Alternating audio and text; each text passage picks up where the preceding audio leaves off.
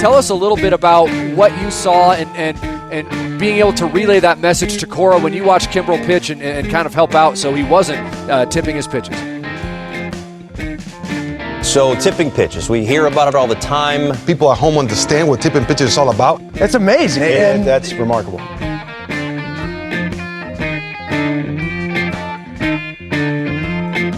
Alex, we're recording this podcast 2 weeks in advance. You have any interest in like shooting your shot on like what might be happening in 2 weeks? Does that appeal to you in any way? Juan Soto is an A. There you go. Yeah, this is our audition for Cold Takes Exposed, right? We can get them all out now. Do you have to audition for that? It was my understanding that person scours the internet 24/7 and has a terrible life. So I don't think that they really need auditions. You want to make cabinet predictions?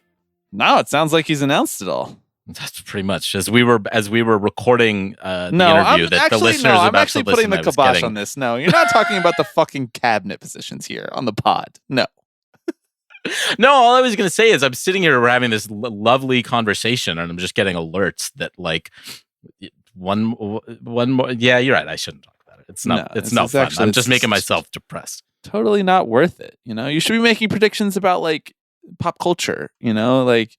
Will people love the Wicked movie? Is that basically our Citizen Kane? Like, what say you? Yes. It is. It is. In what way? Because you strike me really as someone who knows well, number one, you know a lot about Wicked, first and foremost. Huge Wicked fan. And number two, I would say like the number two movie behind Wicked in terms of like your knowledge basis that we're working with here is Citizen Kane. Citizen Kane, yeah. Well, I mean, lots of similarities, right? Right. Like in the text, like in the original text, the source text. In the original text, plenty of citizens that occupy the city of Oz. What do you think like their voter ID laws are in Oz? God. Where do you fall on Orson Welles being an underappreciated master of the old Hollywood? How like the new Hollywood really left him behind and didn't show him proper respect for the legacy that he had and also the pathways that he opened for them and their auteur director visions. It was crazy. Yeah. It was. It was wild. It was like, whoa, this is old Hollywood, meet new Hollywood. And it was just like nothing was the same. Right. And that was crazy. And as someone who witnessed that firsthand, it was just wild. I have always thought of you as being 75 years old. Here's some other pop culture things that happened in the last 24 hours that are going to seem like 2 weeks out of date, but I haven't had a chance to talk to you about yet. Did you see that My Chemical Romance is going back on tour? No, I didn't see that, actually. Yeah, bro. The Black Parade is still alive or something tour? I don't know. Black Parade Forever tour? Something to that effect. It doesn't really matter. All right, guys. Guess where they're playing? Citi Field. Citizens Bank Park. Your favorite location? We could go to Xfinity Live afterwards. We could. I do unironically love Xfinity Live. Also, many people don't know this. Citizens Bank, named after Citizen Kane. I had no idea where you were going with that. Yeah. They saw Citizen Kane and they were like, this is a story about how I should have a bank. Exactly. This is a story mostly about mortgages, I think. Yeah, right. Exactly. They're also playing at the Meadowlands. So I'll be going. And I'm only opening the pod with this fact. Well, one, because I just wanted to talk about it with you, my friend. Right, we haven't talked about it. And all of the listeners. And two, because now that it's in the opening of a podcast, it's a business expense. So I'm putting that on the card. Thank you to all the fine folks over at patreon.com/tippingpitches for funding my trip to see My Chemical Romance. It's like a spa weekend for me. Like, you know, like how a CEO, which is what we are, co-CEOs here of this two-person company, we're both CEOs. It's like how a normal CEO would like take a trip to whatever, Norway and spend all weekend at a spa. No, I take a trip on New Jersey Transit to the Meadowlands and I have beer spilled on me. Yeah, well, we're doing business development there. It's soft business development. Right. We're the business and we're developing ourselves and our interests. Right. What are you doing after this pod? I am going to go probably pay my student loans, which I can now do using the tipping pitches card. Well, here, if you think about it, our CPA, if you're listening, you're gonna love this one. Okay, here, check this one out. We met at college, and that's how we started this pod. So in a way, it's a business expense that you even have student loans. This wouldn't be a business without those loans, bro. Cook, pay it off. I don't care. Oh my God. You just got sign off. On fire. Man. No one else is going to pay off those student loans for you. Not Joe Biden. That's for sure. That's for sure. You got this, man. Be the change you want to see in the world. Honestly, I think that most people paying for Patreon are like, I hope Alex pays off his student loans. They did call me today, actually, unironically, and they were like, this is your loan servicer? You know? Yeah. Oh, I don't even know who it is anymore. I set that shit up auto pay. I don't even think about that. My life, I try to think about money as little as possible. It's never been more fake than ever. My money comes in, I don't look at it. My money goes out, I don't look at it. It'd be really easy to rob me. Right. You and Shohei Ohtani. Except for the fact. No, see, where Shohei went wrong is he gave one person the power. I've given no people the power. Right. I've given the app, the free flow of the app, the power. Right. You've given the algorithm all the power. That's good. I'm actually mostly joking around because I actually am insane about my money. Like I have every single alert set up to like the maximum security level. I'm like, if $1 moves from any account to any other account, it sends me an email, a text, and a push notification from the app. Yeah, I swipe into the subway and it's like, you just spent $2.90. I'm like, yeah, because the MTA raised the fares. Not my fault.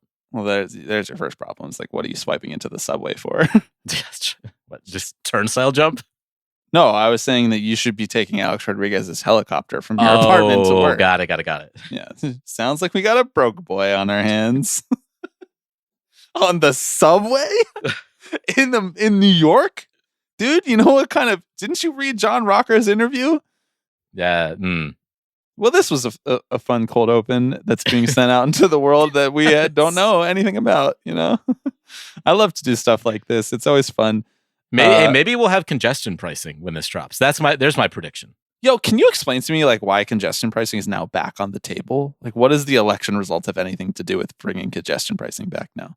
Were we worried? Is it that we were worried that installing congestion pricing was going to lose Dems elections, and now that they already lost, they're like, now we have nothing to lose. We'll just put it back. I mean, unironically, yes, I think that was Kathy Hochul's. I can't believe we're doing New York politics right now. But that was partially her play. Can't you? This is what we do. I know.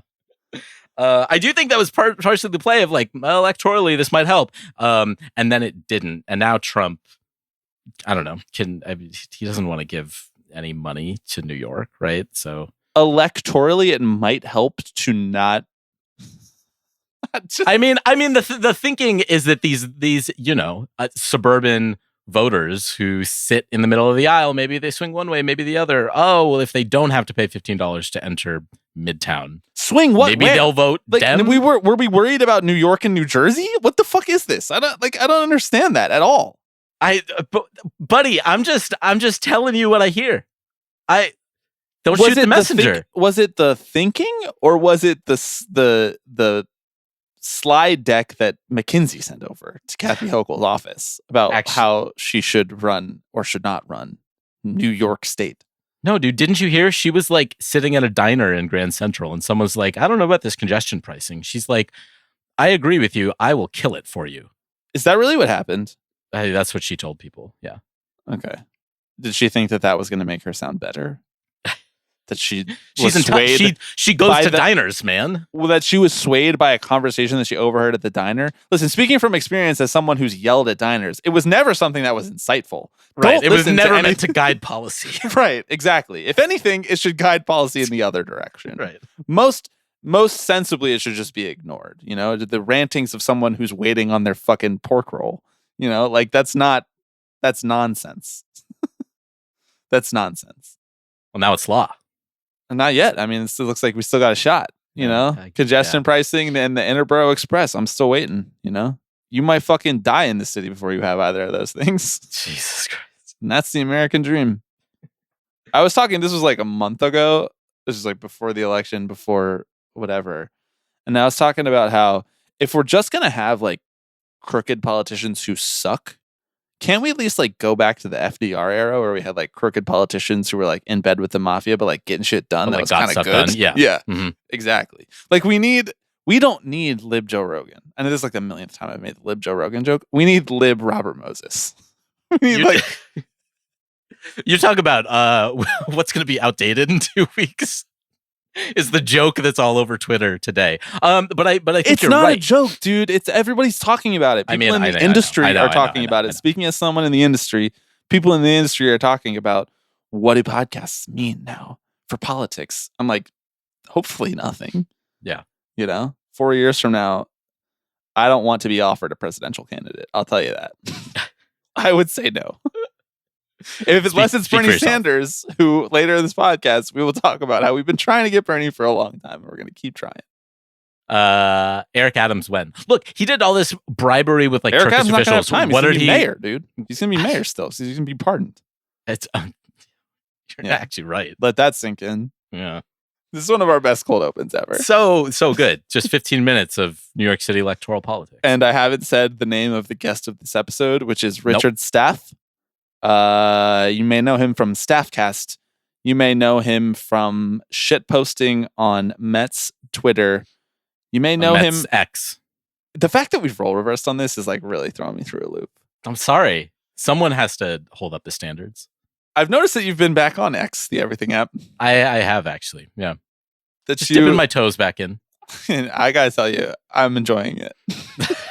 Yeah. I'm consuming that content.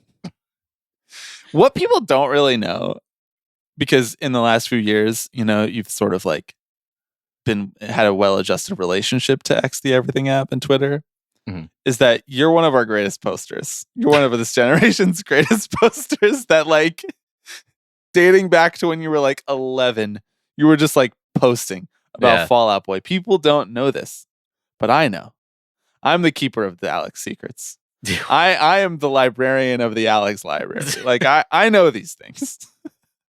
They don't know though, but they will know soon because it seems like you're back in. Was that a Library of Alexandria joke, or was that just? No, that was serendipity. Oh my god! See, I mean, you know what I'm like is I'm like a washed up baseball player who's trying to work his way back. I'm testing the waters. Do I still got it? Maybe. We'll see. What you don't know now is that the algorithm doesn't reward anything good. No, it doesn't. I'm not sure that it ever really did, but it super doesn't now. Right. That's why I'm only getting 4 likes. I'm going to go retweet every tweet that you've tweeted. Please do not do that. Thank you for re-enrolling over on the sinking ship that is X the Everything app. As I've always said, I'm never going to Blue Sky. I'm never going anywhere else. I'm going down with the ship. And then if it goes fully down, you'll just never see me post ever again. Just be doing this pod and nothing else. Yeah. And maybe like the other 5 pods that we have by that time. Richard Staff, we talked about. Oh, that's right. We had a guest on. Right. Remember Richard Staff? Mm-hmm. We talked about this really great piece that he wrote for Defector a while back about the growing gap between the minor leagues and the major league level in terms of competition. When this came out, we had flagged it as something that we wanted to talk about. We just didn't have a ton of time around that time period, playoffs, other stuff going on the pod. And we had never had Rich on the pod, and so we just thought it'd be a good opportunity to bring him on, talk about that piece. And then, of course, we get into some of the more fun, loosey-goosey, silly stuff later in the episode that Rich has come to be known for. We talk a lot about Staffcast and his co-hosts over on that show, which, if you don't know, if you aren't a listener of that show, he hosts that with Tom Hackemer and friends of the pod, Trevor Hildenberger and Sean Doolittle. The only reason I say that Tom's not a friend of the pod is because we realized like we actually never have had him on, even though we've sort of like all in the same online circles. But it's a good show. I recommend it. And yeah, we had a good conversation with Rich. We are banking this episode a couple weeks in advance because I have some travel coming up, and then there's the Thanksgiving holiday that's going to throw a wrench in our sort of normal recording plans. So if anything has happened in the last couple of weeks in the baseball world that is not covered on this episode, I guess really the last week in the baseball world, because we'll have a normal episode the week before this. If anything's happened in the last week in the baseball world, I apologize. If that thing is like massive, like let's say Juan Soto signs with the Guardians, I'll put a little disclaimer at the top of this show. But outside of that, I hope that you enjoy this banked episode with Richard Staff. Before we go to that, I am Bobby Wagner. I am Alex Baisley. And you are listening to Tipping Pitches.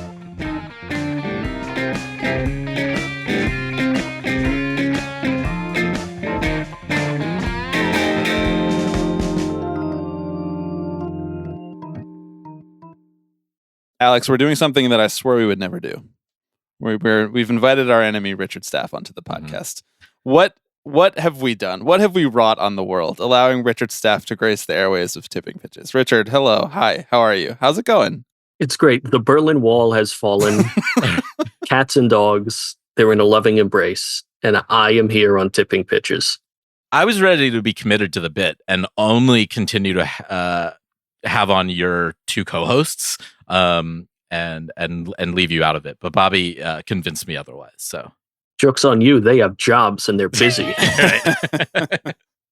Yeah, it's been hard to book Sean Doolittle since he became the most important pitching coach in Major League Baseball. He's kind of a busy guy. I think you've probably run into that issue yourself, even though he's your co-host. Oh, the poor guy. We record a podcast and we're done at like 11. He has a day game the next day. I'm like, all right, you got to get to bed early. He's like, no, I have 4 hours of Pirates statistics to go over. Oh, God. Just crunching tape. You know, he's like back at the bottom of the ladder, just grinding it out. That brings me to my first question for you, Rich. How are you able to swindle your much more famous and successful co-hosts into allowing you to name the podcast Staffcast after yourself? Listen, you cannot tell me that is not the greatest achievement in humor. The fact that I'm on a podcast with 3 professional baseball players, 2 of them were in the Mets organization. One has a World Series ring. He sure does. No, it's named after the E-Clown who gathered them. You're basically like the Scott Boras in this situation. Like, you swindled him. You got the deal that you wanted. Absolutely. And you wouldn't back down from it. You're like Scott Boras pre the fact that he's washed now. I am the team owner who gets handed the trophy first. I did none of the work. Rich, you host Staffcasts, you shitpost all over X, the Everything app, formerly Twitter. But you also contribute to one of our favorite websites, Defector.com. You've written a number of good pieces there. The piece that brought you here specifically was the one that you wrote about the growing gap between the minors and the majors, which is a great piece that I loved when it came out. And we just had a lot going on in the baseball world and on the pod when it came out, but we had flagged it. Something that we wanted to get into when we had a little bit more time to have you on and talk more about it. I guess the first question that I have for you about that piece is, why now? Like, what was the thing? What was the impetus that brought it up and made you want to kind of go long on Defector about this specific issue in the middle of an otherwise like really exciting Mets season, in the middle of like the MLB playoffs coming up? Like, what was the thing that really put this on the foreground of your radar? Actually, this is technically Staffcast related.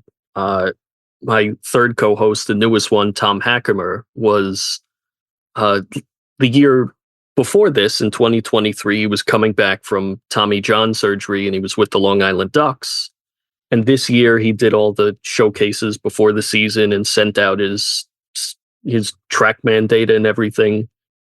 And basically every major league team that looked at it said, these are insane numbers. We'll call you if you release someone.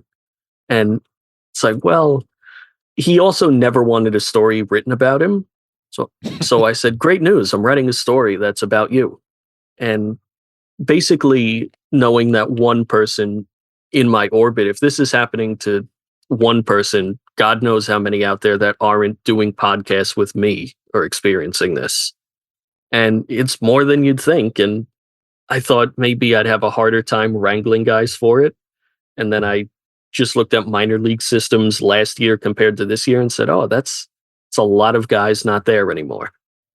So the article, for those who haven't read it yet, and we'll link to it in the description, right? But it is focused. I would say, as a point of order, you should probably pause and go give it a quick. You should give a read. Skip at least. It's a link in the description, right? But it looks at the sort of primarily the cutting of roster sizes, right, across the minor leagues, putting caps on how many players teams are allowed to employ, and sort of what the fallout of that looks like. And there has been fallout to a certain extent, and you sort of pull on some of these threads throughout the article. But what was it like sort of finding the folks to talk about this? I mean, was there any hesitance among players to say, yeah, I see what they're doing, but I still have a chance to make it back in that league. I don't want to push my luck or anything like that? Or were folks basically ready and willing to sort of go on the record about how, yeah, this is the business move that they've made, and this is how it's impacted me? Out of all the people I reached, only one of them, for good reason, didn't talk to me about it. I got in contact with Brett Phillips before he converted to a pitcher for the Yankees. Mm-hmm. And I told him the whole idea, and he more or less said, like, there's a pretty good reason why I'm not in affiliated baseball right now. But everyone else I contacted, more or less from the jump, I introduced myself. I said, here's the idea. And they said, I'm completely in on it. Whenever you want, let's do this. Because I guess there was this feeling where if you think you have something left, even if some weirdo like me calls you, you're going to tell him, like, yeah, you got a point. I have something left here. Yeah. Right. The changes that were made to the minor leagues. So previously there was no cap on how many players could be on a roster across all the different levels of the minor leagues. MLB is part of their cost-cutting measures, but as part of, and I want to get into this a little bit more later, but as part of their kind of attempt to regain some of the control that they have historically had in the minor leagues, instituted a 185 player cap, and then after the signing of the CBA, that number dropped down to 165. I mean, you have a lot of really great quotes in here from players about how it's affected their experience.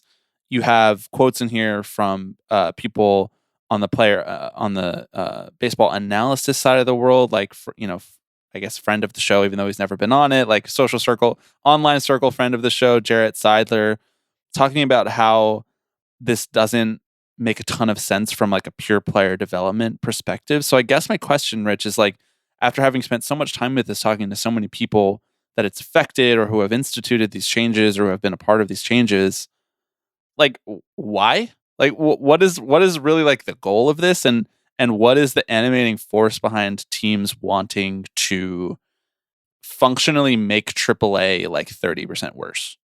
You may be surprised to hear me say this, but mostly greed.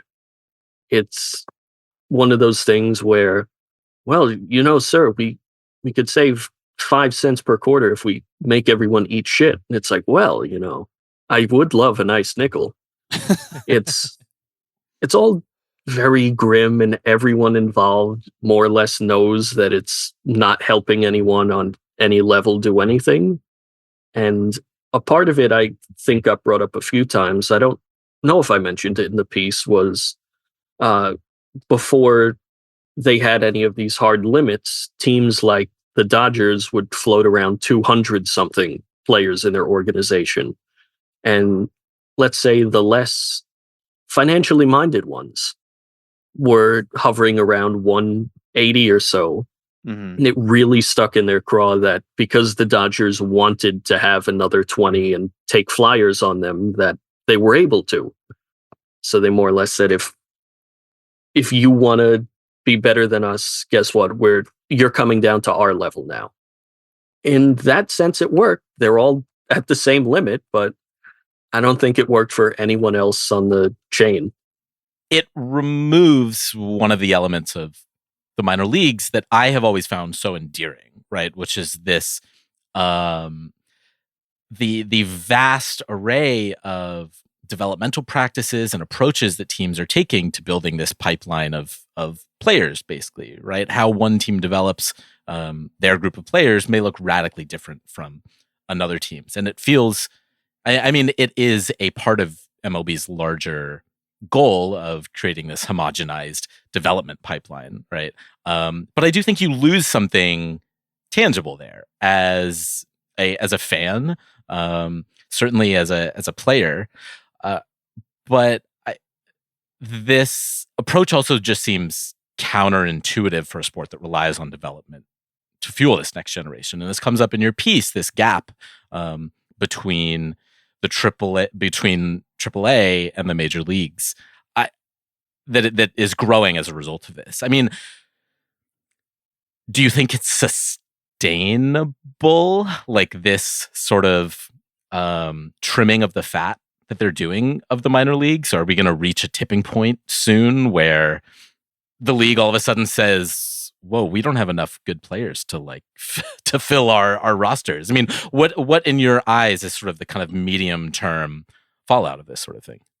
I think the fact that it went through this season, and of course things were worse, and like Jackson holidays and those sorts were dreadful.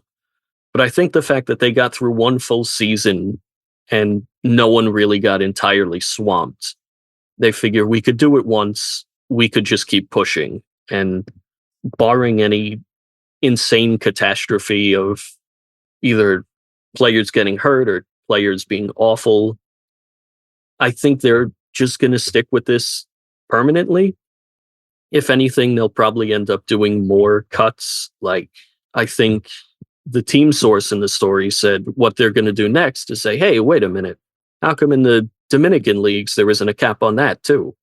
And I feel eventually at some point you're going to pull one brick too many out of the foundation.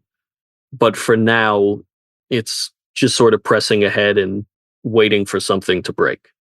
I think it will come as no surprise to listeners of this podcast that that's somewhat of a theme of the last decade of baseball is optimization above all else. This source that you're referring to in the kicker of the piece is talking about how the efficiency says, quote, the efficiency aspect starts from the top. You're not going to change the pursuit of profits. I don't think you've necessarily seen the last of this kind of stuff. I mean, in an ideal world, like if they were just molding this out of clay from the beginning and they didn't have the entire history of the Brooklyn Dodgers and Branch Rickey reforming the minor league system to be a real true player development pipeline that happened decades and decades and decades ago, I think what you would see is ideally MLB teams would just put guys in a lab in front of a TrackMan and they would never even exhibit minor league games at all. And the closer that they can get to that, the better for them as a company, the more controlled of an environment for them as a company, the less likely it is for them to have to spend money on things that they don't want to have to spend money on, for prospects to fail in ways that they weren't expecting, like getting injured in a random minor league freak accident or whatever it might be. I just think, like, I mean, correct me if I'm wrong, but isn't this just like the death of the soul of the game, you know, like to make it completely all homogenized? Like, to me, it misunderstands the point of minor league baseball entirely, where it's like, this is supposed to be the flip side of the coin that is Major League Baseball. We already have all this uniformity across the 30 Major League teams. Actually, something interesting was going on in minor league baseball when we had the Dodgers trying out 200 players and we had other teams just punting on it and deciding that this wasn't how they were going to develop their next superstar or whatever it might be. That was interesting to me. Like that is competition. This is anti-competitive behavior from the league side. And I guess we shouldn't be surprised by that because the whole, like the entire business model of the league is antitrust exemption. Like right. This is what we were hoping for. I guess it just never fails. And Jarrett points this out too. Like it never fails to surprise me that they actually do things to hamstring themselves along the way. And this seems like one of those things, right? Yeah, it seems easy that the basis of baseball is we should make players better. Yes. And being confronted with the decision where it's like, sir, you could make players worse for a minor profit. And they're like, oh, yeah, of course we'll do that. I would love to have minor leaguers get thrown into the Mexican League for no reason. Yeah, I love my sport just being at the whims of like neoliberal economic practices. I'm like, that's sick. Yeah, get all the consulting firms in here. You know, why is it just McKinsey that gets to be the belle of the ball? I can't name another consulting firm. I'm not gonna lie. Oh, dude, that's amateur hour. You can't name another consulting firm. Someone take away this guy's woke card. This guy's not a real leftist. You don't know about Deloitte, bro. You don't know about Bain. Come on, read the fucking McKinsey book. Get your ass back to brunch. You just received a mandatory 5-year sentence in DC where you have to live on right down there on fucking K Street or whatever, and you have to have brunch with all these people and learn about what they do for work. I'm down. I'll take that bullet for the pod. You said the word neoliberal economic the words neoliberal economic views, and I just like shuddered from all the posts that I've seen for the last week. Oh God! Like everybody really arguing. Rich, here on the with the bullhorn that is tipping pitches, would you like to weigh in on the rumors that you're next in line to be liberal Joe Rogan? I want to assure you that I will not be. Well, you know what? Maybe I will be. It seems pretty profitable. I'm ready to sell my soul. Me and John Rocker are taking over. One of the interesting elements of your article was kind of the way the ripple effects that this decision has had on like independent leagues. And I was kind of curious your perspective on how this changes, I guess, the balance of power between, say, the independent leagues and like the minor leagues, affiliated ball, because you do have this sort of glut of the quad A guys, right? The fringe guys who teams all of a sudden don't feel it's worth keeping around, and then they find their way to international leagues, they find their way to independent leagues. I mean, do you see independent leagues becoming more competitive with, say, like MLB affiliated minors, or being almost turning into another development path in the way that maybe it hasn't in recent years? Yeah, one thing I think I mentioned, or one question I asked of everyone I talked to, is, do you think this is going to become a quasi league of sorts? Yeah. And a lot of them said it is really a lot more viable. And one thing that the independent teams really like is if a major league team signs one of their players, they have to pay a fee to get them. So it would incentivize more of these teams like the Long Island Ducks to take more shots on guys. Like Jackie Bradley Jr. was with the Long Island Ducks. He had a nice couple weeks. All of a sudden you're getting a 6-figure check from Steve Cohen just for letting Jackie Bradley hang out for a little while. So I think it will be viable, mostly because there's no real other choice. Like Robert Stock has been in, I think, Korea and then Mexico and the Dominican Winter League, and God knows where it'll be next year, but it's either that or nothing really. So before I present to you my like grander theory about why MLB is interested in continuing down this path, even though it seems like it's against their best interests, I wanted to talk a little bit about how you think the minor league unionization effort affected this trend, because it didn't create it, because this was going on before the union existed and before it became public, certainly. But it certainly does play a role in the macro and microeconomic financial calculations that teams are making about how much the minors cost in total and how they should be allocating those funds. Yeah, one thing that got mentioned was that more or less these limits were the concession made by the players' side, and the league sort of thinking, well, we'll give you good beds and food and not pay you 5 cents, but there has to be less of you. And it's one of those things where every single gain the minor league union made it's great for them in that they're not really living in early 1900s New York City tenement houses anymore, stacked on top of each other, at least hopefully. But there had to be something to weigh it out, and knowing baseball as it is, it wasn't going to be, well, here's something that benefits us. It was just going to be, here's how we save money. We don't want to do anything that isn't us recouping some of this money.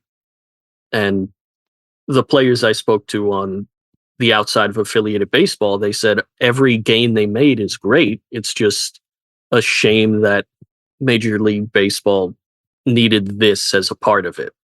And I guess that's more or less a story of everything baseball does, where here's something cool that happened and you think it's like, well, it's a shame that they needed to do this to make it happen.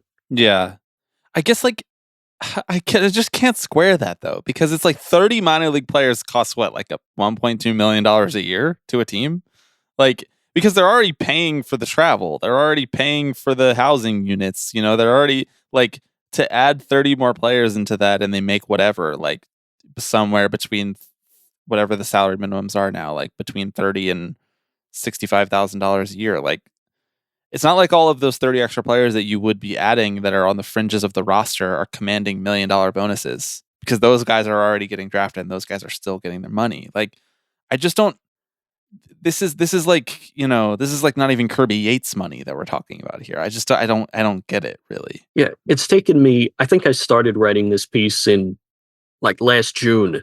It has taken me these 5 months to internalize the fact that all these owners are willing to sink the entire ship for like the Adam Ottavino buyout. And they're fine with it. The Adam Ottavino buyout that never happened, brother, because he stuck it out this whole season. Hell yeah, he did. One other thing that was kind of coming up for me as I was reading this, and I don't even really have a question around this. It's sort of just an idea that was like percolating a little bit, was like how fans engage with minor league teams, right? And this is something we talked a lot about with the contraction of the minor leagues and just condemning swaths of minor league teams to the dustbin of history.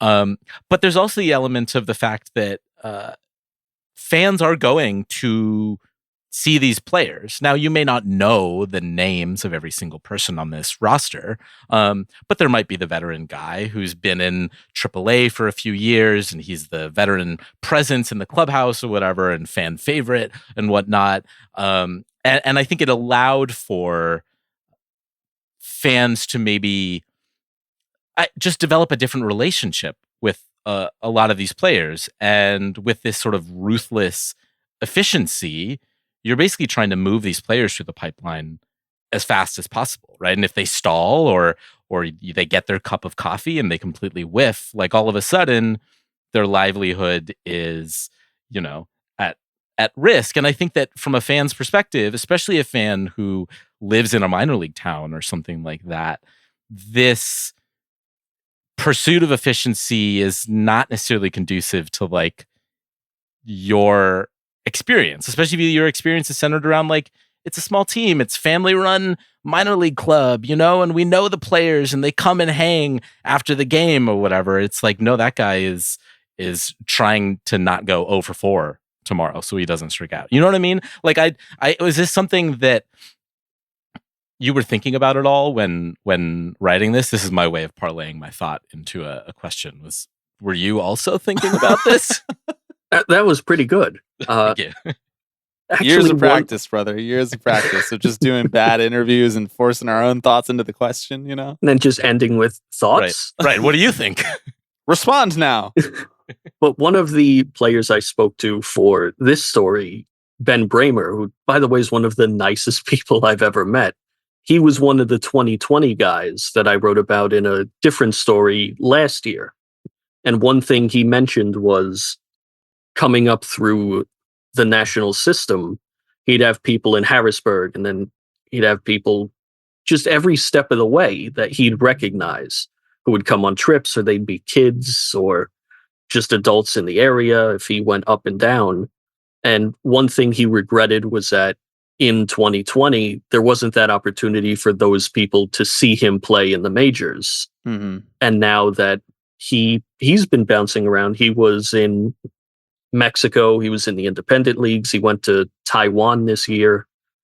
The fact that he is making this comeback and there might not be this space for him to be in AAA with Washington or visit AAA with whatever other team, if he's with the Twins or something, he doesn't have that opportunity to go back and see that fan in Rochester or whatever, in Harrisburg.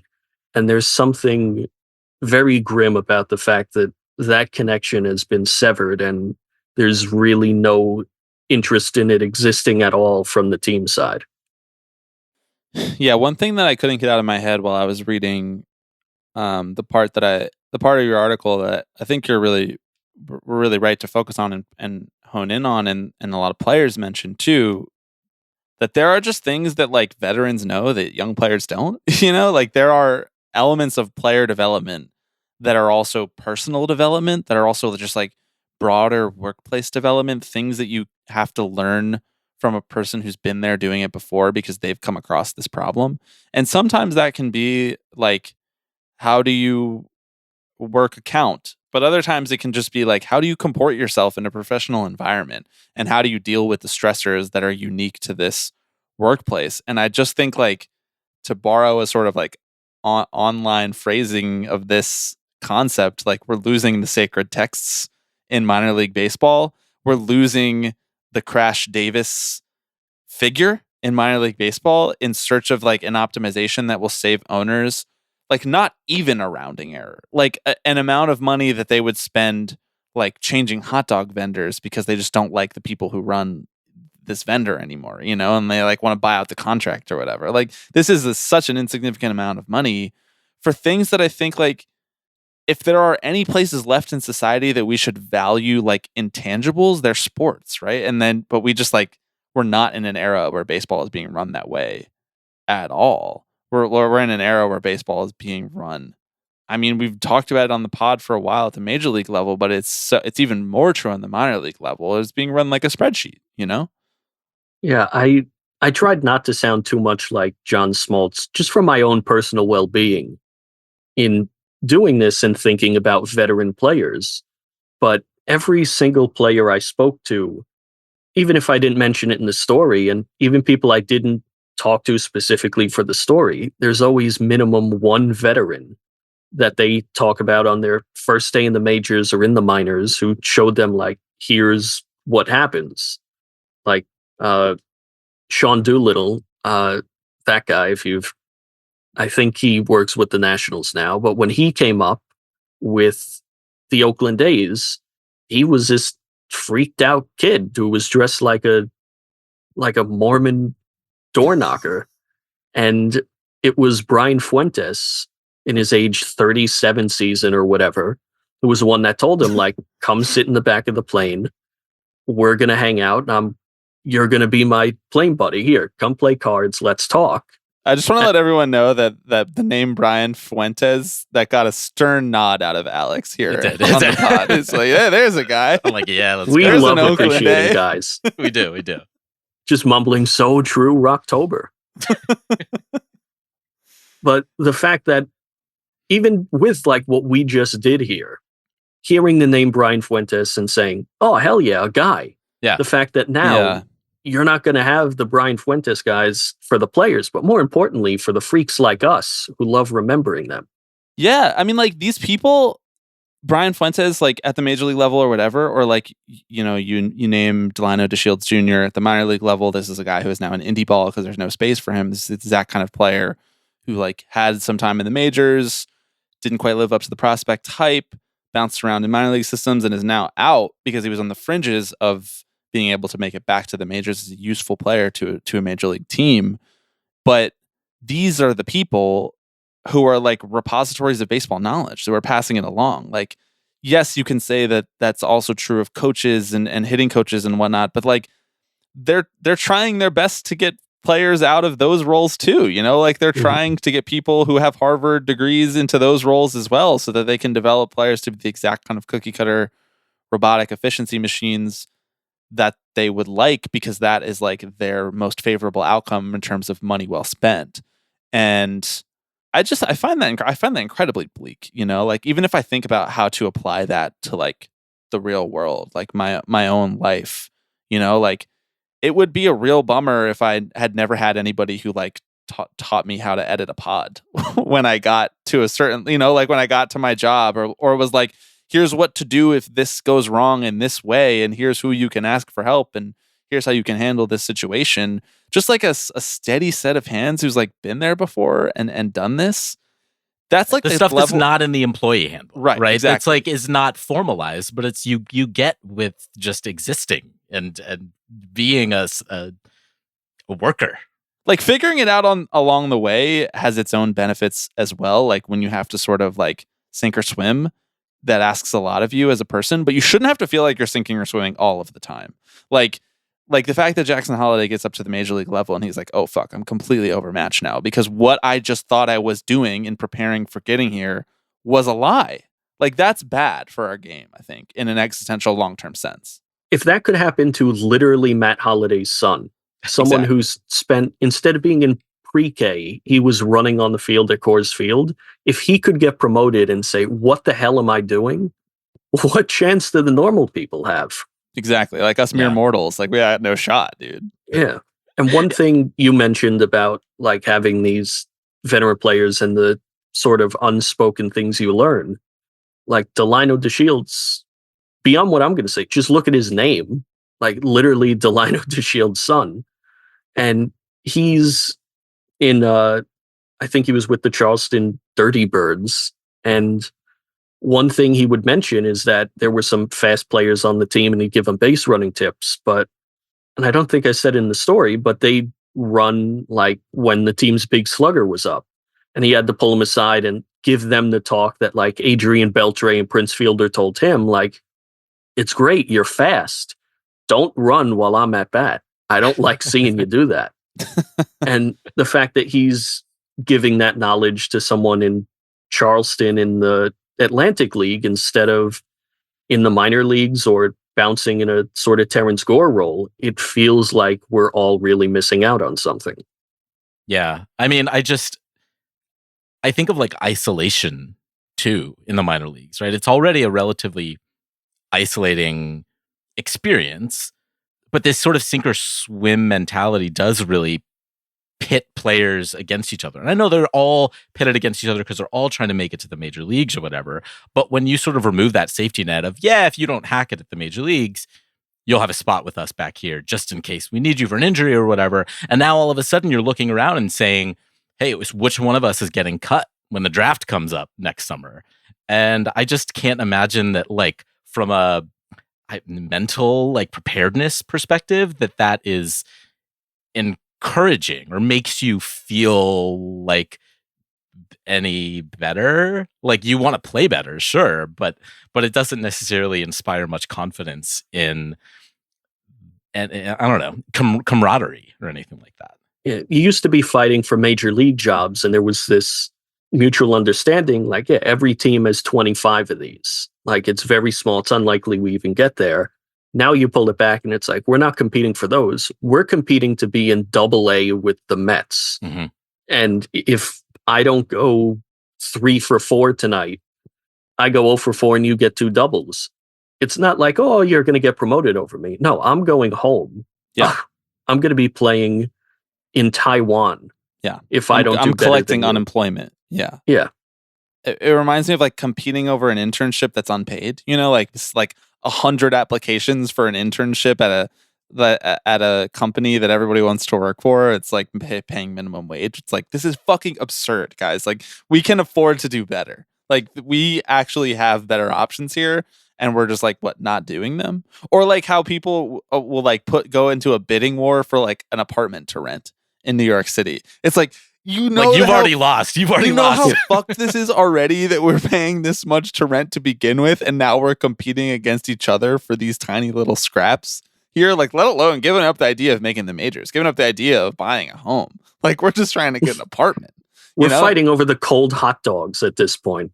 Yeah, dude. And it's like, I guess like that brings me kind of to what I was talking about earlier with like my grander theory about why this is still a compelling business model for major league teams, the 30 major league owners and their co-owners and all that other stuff. Is just like, what they are craving above all things is making it hard enough on the individual person to like maintain their level of control over this system that they've always had.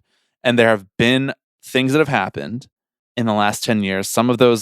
Most of those are their own fault, that have made it so that the minors have gotten like a little bit better for individual people.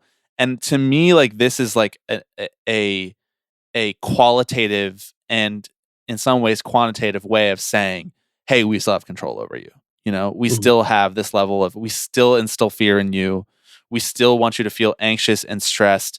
And like, you're like, you know, the next game is not guaranteed, because that is our philosophy and how we can control and like the management worker dynamic that we have wanted to maintain here for a really long time. That's the philosophy here. Don't get comfortable. And it's always been that way. And it's always been confounding, But I guess that's the thing that like explains it to me. Does that make sense to you, Rich? Yeah, one thing that in talking, Michael Hermosillo mentioned it, was that the way things are squeezed and squished now is that there's no amount of prestige that gets you out of it. Like being named Delino DeShields Jr. doesn't get you a job anymore. Being Kyle Lewis, a rookie of the year 4 years ago, that doesn't get you a roster spot. It's you're just ground down to numbers, and there's no sense of, like you said, there's no safety net. There's nothing really to protect you, and you realize you're more or less just at the whims of whatever weird wet billionaire is standing over you. And I keep saying it, but it's all just very grim.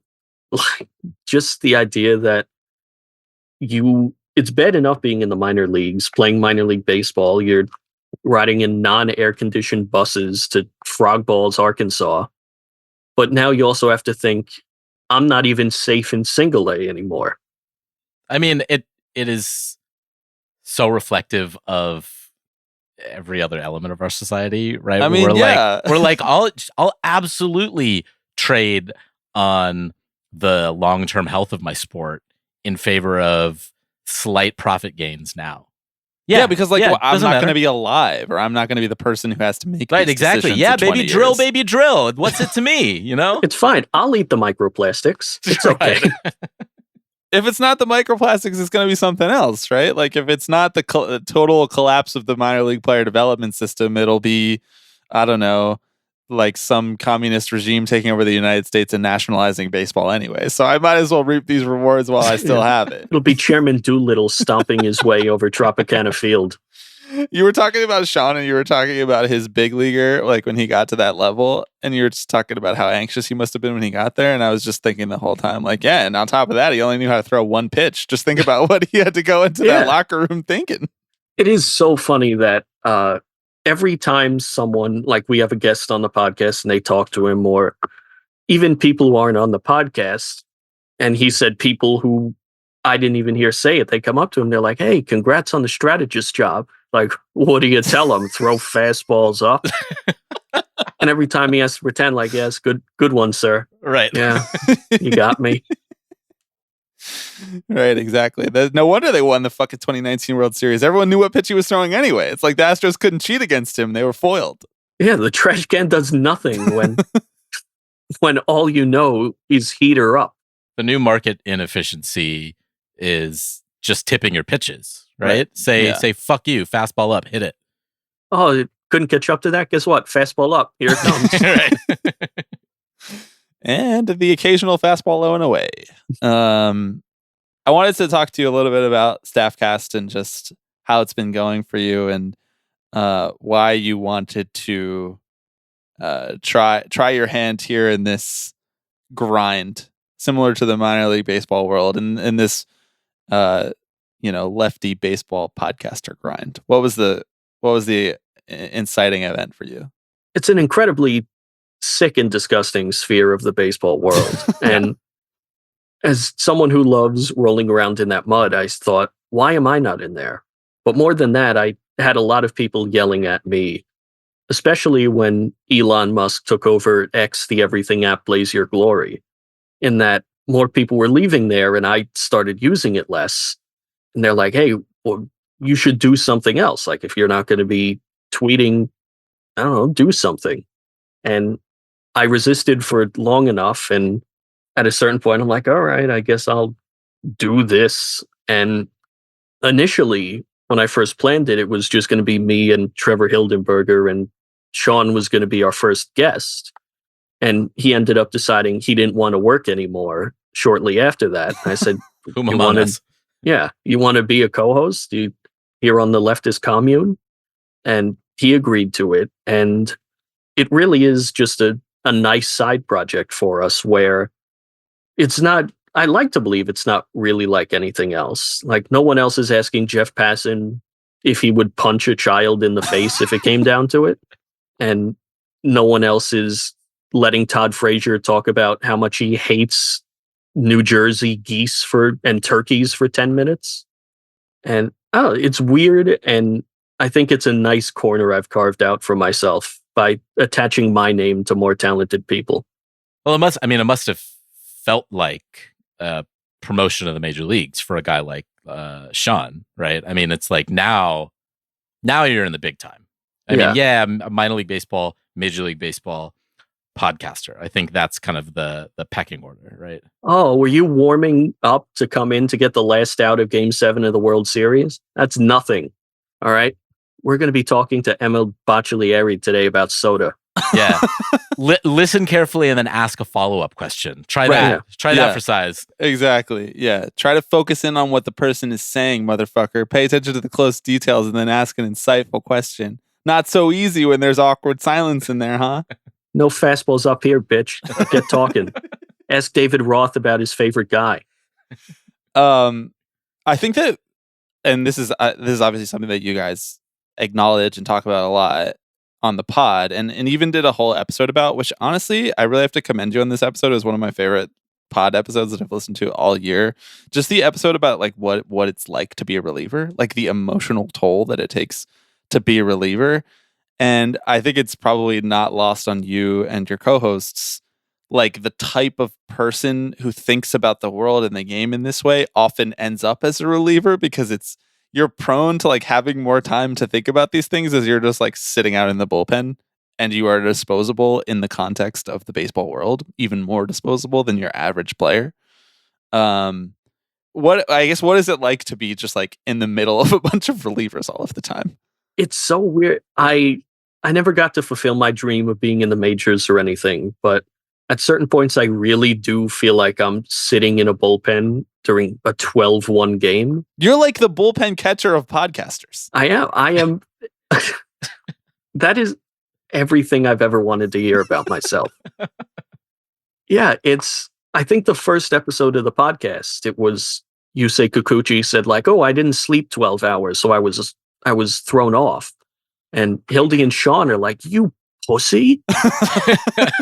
Like, I'm so amped up after a game. I come in at 11 o'clock before we had the pitch clock. I'm not going to sleep till 4. We got a day game tomorrow. I'm a middle reliever. I'm pitching again. And that's starter privilege right there. Yeah. And you look at it in relievers, because so many of the baseball players who are, excluding John Rocker, the ones who don't have some sort of brainworm attached to them, like Colin McHugh, Trevor May, my 3 co-hosts, they're relievers. In being the most irregular people, they end up being the most normal in general society, where they're just people fueled by like energy drinks and social anxiety and occasional depression. And it makes for a very good personality, because they're like us, except they could throw fastballs by Mike Trout. And well, this is why it's shocking to me that Spencer Strider is just one of the best starters in baseball, because that guy should be a fucking reliever based on the way that he acts and the things that he likes. He should be asleep for the first 5 innings of the game. Like, you're not allowed to rank albums and then also get the ball. That's what I'm saying. Exactly. Yeah. It's like he drank some type of magic elixir that made him good at all of the things. I just don't trust it. Like, what's going on there, man? He's the exception that proves the rule. That might be right. That's why we love him so much. He's also like 5'5", you know? Like, I just... The equal and opposite reaction to that time John Smoltz was in the bullpen. Right, exactly. Where everyone's looking around like, man, how about that beer? And John Smoltz is like, well, I was on the back 9 the other day. It's like, shut up. You don't belong with us. Yeah, he's really not a one of us kind of situation. I mean, the Braves drafted Spencer Strider thinking he was going to become a reliever. So maybe that was his destiny and God stepped in or something. I don't know. Yeah, he's like Tom Hanks in Big, where he made a wish. It's like, oh, I'd really love to be a starter. And it actually worked out. And then it worked. Yeah. What's your relationship these days to like firing up a baseball game 162 times a year? Like how often are you like watching a full game? Like what's your, because Alex and I have sort of like ebbed and flowed over the years of like just being able, like through different periods of our lives, to watch more, to watch less, to watch late night West Coast baseball to, when I lived on the West Coast, I was watching, I found it harder to watch East Coast teams. Like, what is like your standard Richard Staff watching a week of baseball like these days? Even though I know it's the off season. I am horribly diseased, as you know. Yeah. And I'm the number one hog at the shit snarfing contest. I will watch every single Mets game. I won't watch the post games, but I'll watch them, and if they're the early game, I'll watch. Oh, that was Zeal slander, Todd Zeal slander here on the pod. This gets the zeal of approval. Thanks, Todd. Get a little louder. Yeah, I think the last week in American history got the zeal of approval too, unfortunately. Oh, poor guy. But I will live and die with the awful Mets, and everything else is just nice decoration around the side. Sometimes you want to watch one of the reverse protest Oakland Athletics games. You pop it on. Sometimes the Mets are over early. They get rained out. Hey, I'll watch Shohei Ohtani. I'm really only tethered to the Mets. That's the one constant. But it's really, you guys probably know better than I do as a dullard, that if the more you learn about baseball, the harder it is to watch. Thinking about how much of it is just this awful ground down mulch that comes out the other end. Hearing about the stories these guys were telling about the minor leagues, and then the next day having to be like, ooh, time to watch the Mets. It's like, well, I feel like I'm watching something I shouldn't be watching, but I'm in too deep here. Yeah, there's this cognitive dissonance you like have to employ and say, I'm going to respectfully not think about the levels of exploitation that this game is built on, because Shohei Ohtani go boom. Yeah, that's like five big booms for Shohei Ohtani. Please stop with the fucking Rizzler on the pod. Like, we have to make it stop. No, could you expand on the Rizzler a little bit? Guys, just please shut it off. Like, isn't there a switch somewhere, like on some sort of internet server somewhere, that I can shut it off and I could never see it again? Rich, please. That sounds like a doom for you, Bobby. I was gonna say that, like, I feel sort of like my relationship to baseball and like the just general exploitative system that baseball is built on top of is like when people post the meme of the bell curve and there's like the dumb guy on one side being like, don't think too hard about it, baseball's sick, and then there's like all of us, like the middle 5.5 years of this pod, Alex, of like the people in the middle are just like, actually baseball is exploitative and you have to think about it in anti-capitalist lens and think about it. And then like the like enlightened side on the other end, it's like, actually just shut all of that off and enjoy baseball for what it is. Like, I feel like I'm more sort of like on that end now, honestly. I've thought about it for a really long time, and I've decided, guess what? I'm going to love baseball anyway, because they can't take that from me. I'm getting there. I'm turning into that meme sometimes you see when someone does like a big long rant on Twitter or whatever, and it's just a middle-aged dad at the grill, and he says, that's crazy. Catch the game last night? It's like, yeah, I'm sort of there. It's like, don't think about like that one story where the Padres were like, hey, this 11-year-old we tried to sign was actually 17. Dude. It's like, I don't think that's the problem here. It's like, I'll just put that away in my mind. I won't think about that. Hey, you guys see the game last night? That was wild.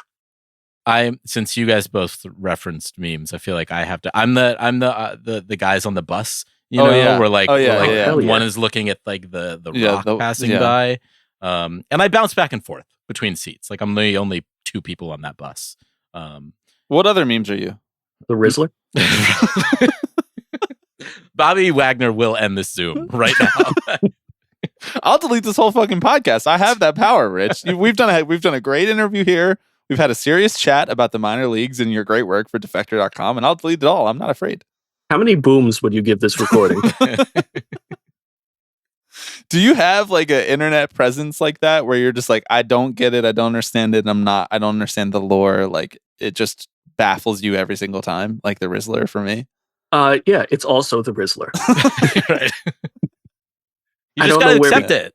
Yeah. Alex is John Boy. He just doesn't understand how that happened. Right. You guys are looking at the rock on the bus, the mountainous craggy mountainside. You're nailing it. It's really, really hard to explain memes, as we learn every couple weeks on this podcast. No, I thought me and Rich did a really good job, but you kind of did. I think it's a you I problem. it. Yeah.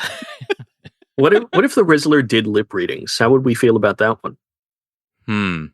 This lip reading is sponsored by Mountain Dew. Was the Rizzler even alive when the Astros stole signs? Like, I don't even know how old this kid is. He was the be. trash can they were banging. What is happening? It's just crazy. Rich, would you like to weigh in on whether or not the Mets fucked up their whole season by embracing Hawk Tuah Girl because of the immorality of the entire fame that caused? I would love to blame Hawk Tuah Girl, but then I think about the fact Jared Leto threw a first pitch. There you go. Dude, yeah, that is actually kind of lost on people this season. That was like maybe the bottom of the barrel for the year for me. Like, what are we doing? Like 30 Seconds to Mars wasn't even that good.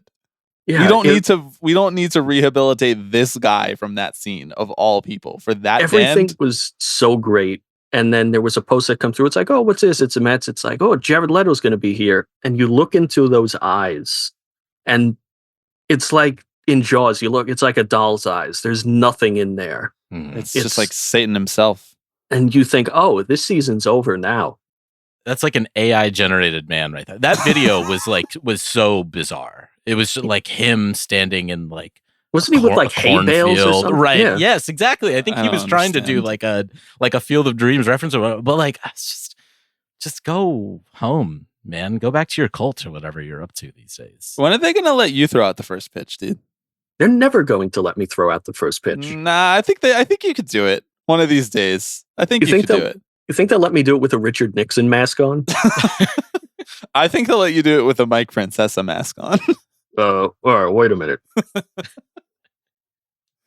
That's who I always strive to be. I want to have perfect hair, be 70 years old, and have people calling me every day of my life about Jason Giambi. Yep, dude. Just like trying to pull a prank on me, trying to get me mad, trying to get me to angrily ask for another Diet Coke. That's the way that you want your life to turn out. You know how many Marconis I have? And then the show is better when you get mad. You're encouraged to get mad. Yeah, dude. It's frankly uninteresting when you don't get mad. And no one's hurt by it, It's just exactly. It exists on FM radio and then it goes away, It goes away. There is nothing I would love more in 50 years for someone to call up and be like, oh man, you hear Chris Pratt died? And I go, who? Who cares? Right. What is that for kids? I live by Schenectady Ave, and every time I drive past it, I think of the horse from Schenectady, my personal favorite Mike Francesa freakout. The horse. I just I have done that rant myself in my car alone many times. He's so good. He really is everything that's buried deep down in a New Yorker. Yeah, dude. Yeah. You want to sound like that. You want to look like that. And you want to yell. He is like the id ego and super ego all wrapped into one. Right. Like at various states, I am Mike Francesa at all times. There's sometimes you just want to look at the world around you and go, wait a second. And like sometimes you got to throw it to the Mink Man. You got to give yourself 10. But, he's a very elusive future. And I don't think it's possible anymore to be a Mike Francesa.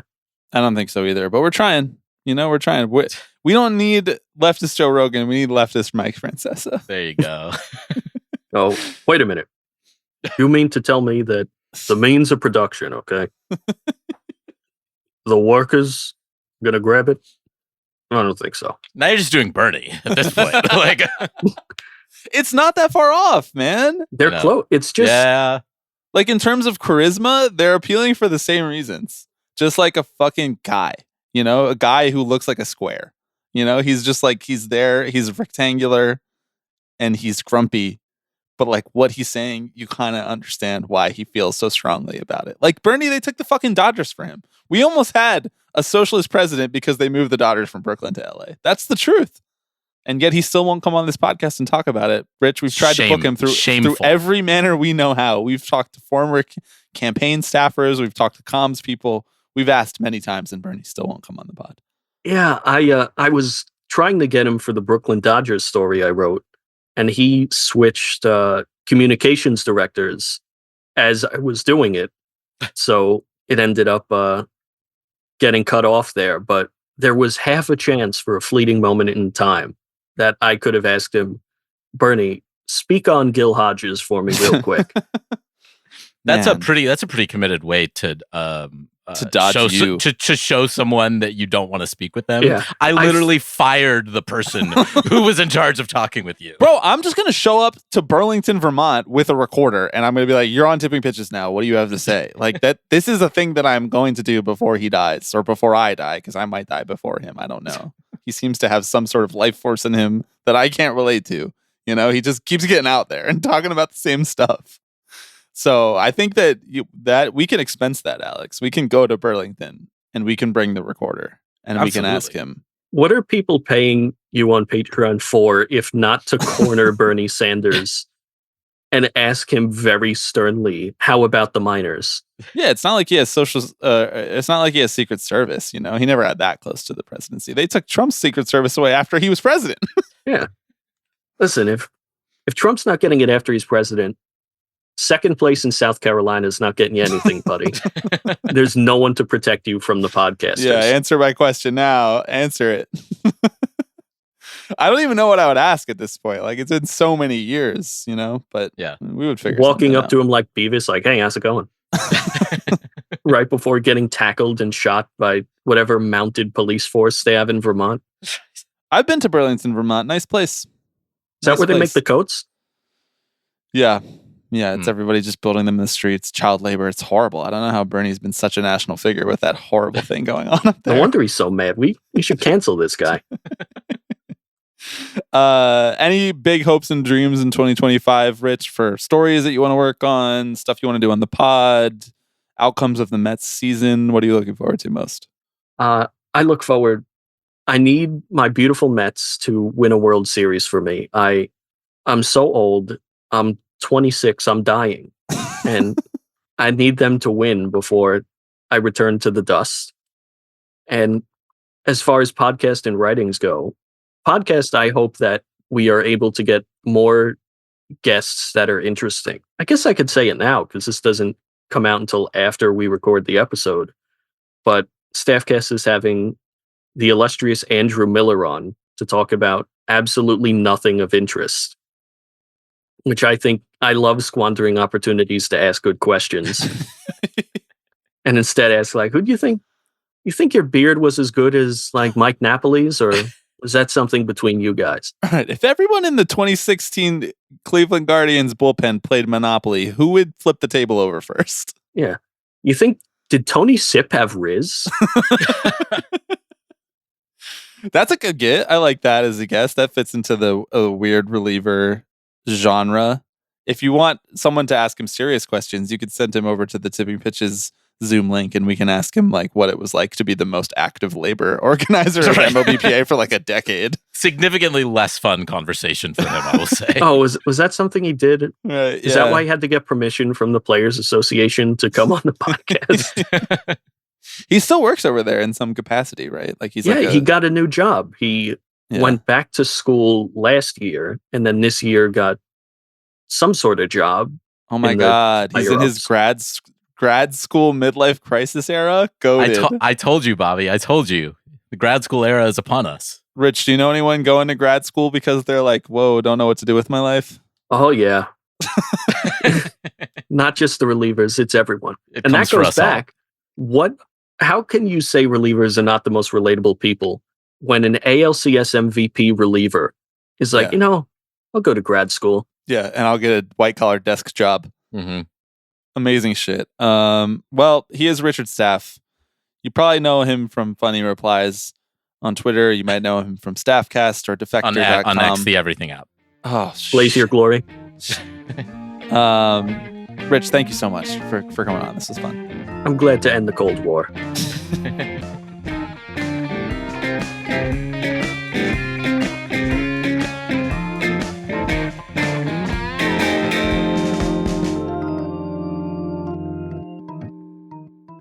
Thank you to Richard Staff.